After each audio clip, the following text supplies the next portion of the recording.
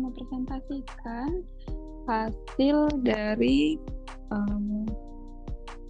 jawaban UAS saya. Untuk UASnya itu mata kuliahnya Cloud Computing. Kita langsung untuk yang pertama itu diminta untuk jelaskan istilah software as service, utility computing and integrating network. Nah, software as service atau SaaS ini adalah model layanan cloud computing di mana aplikasi perangkat lunak disediakan melalui internet dan diakses melalui web browser. Terus juga pengguna tidak perlu menginstal atau memelihara software tersebut karena semua infrastrukturnya itu dan maintenance-nya itu ditangani oleh provider. Contohnya seperti Gmail, terus Microsoft 365 atau Salesforce.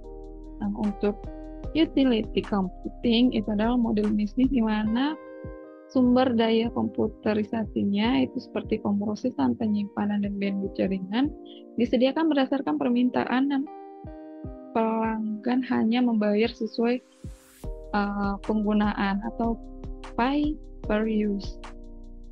Mirip seperti layanan utilitas listrik atau air. Model ini memungkinkan perusahaan untuk menghindari investasi infrastruktur IT yang besar.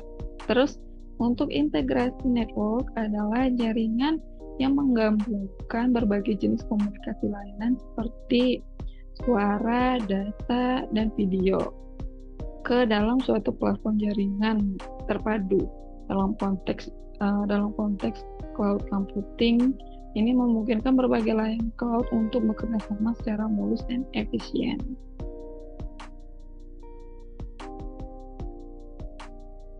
Nah, kedua itu adalah jelaskan dan gambarkan arsitektur network dari hybrid cloud computing. Nah, ini untuk gambar arsitekturnya itu adalah ada manajemen cloud, manajemen platform, terus ini ada public cloud, terus ini ada private cloud, di mana di private cloud itu ada on-premise, dan juga ada security integration layer. Nah, untuk arsitektur hybrid cloud computing ini menggabungkan pengguna private cloud dan public cloud dan infrastruktur on-premise dalam satu lingkungan integrasi. Komponen utamanya meliputi cloud management platform yang mengatur dan mengintegrasikan semua layanan.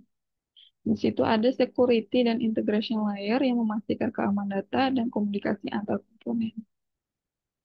Dan juga ada private cloud untuk data dan aplikasi sensitif perusahaan.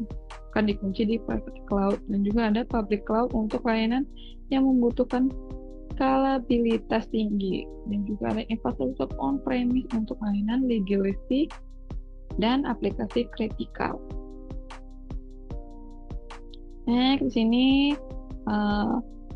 diminta untuk jelaskan 4 faktor yang mempengaruhi dalam implementasi cloud computing. Yang pertama itu adalah faktor teknologi, di mana ini mencakup kesiapan infrastruktur IT yang ada, kompatibilitas sistem, dan kemampuan integrasi dengan teknologi baru.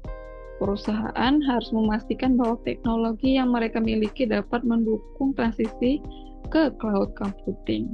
Terus ada yang faktor kedua itu adalah faktor organisasi, di mana meliputi budaya perusahaan, kesiapan sumber daya manusia, dan dukungan manajemen. Di mana ini berhubungan perubahan ke cloud computing membutuhkan adaptasi dari organisasi dan pelatihan karyawan untuk menggunakan teknologi yang baru.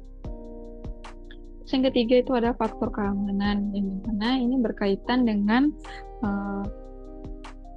perlindungan data, dimana ini kepatuhan terhadap regulasi dan juga manajemen risiko.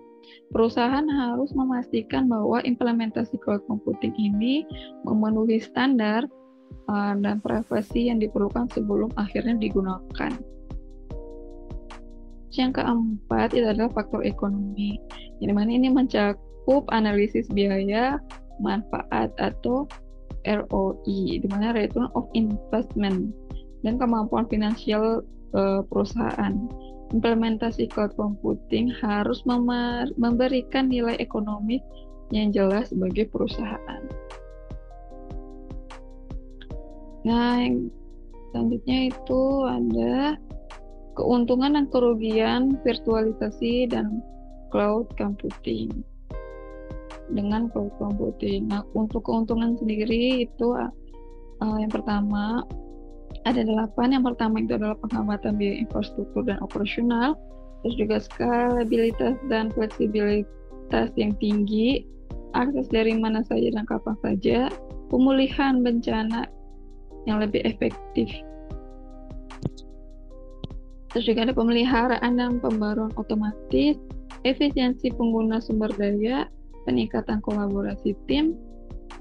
Yang terakhir itu adalah pengurangan dampak lingkungan melalui berbagai sumber daya. Yang kalau keuntungan lainnya, ini kekurangan. Sorry, ini harusnya kekurangan.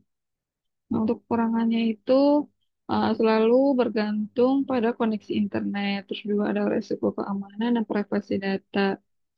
Yang ketiga itu potensi vendor login atau ini ketergantungan pada penyediaan layanan tertentu. Tapi lebih banyak manfaat ketimbang kekurangannya.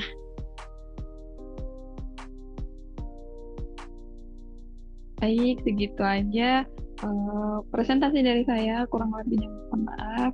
Terima kasih.